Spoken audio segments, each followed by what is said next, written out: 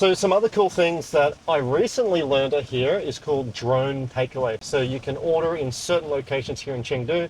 You can order, say, takeaway lunch or dinner or a drink or a tea or a coffee, and it'll come via drone to the location that you're at and deliver your drink or your food, No which is way. pretty cool. And I- there's is that something that is already operating? Yes, yes. It's operating here in a certain district of Chengdu. Okay. It's also operating and functioning, I believe, in Shenzhen, which is called, we call it Shenzhen, Okay. which is the south, near Hong Kong, that region there, Okay. but in mainland China.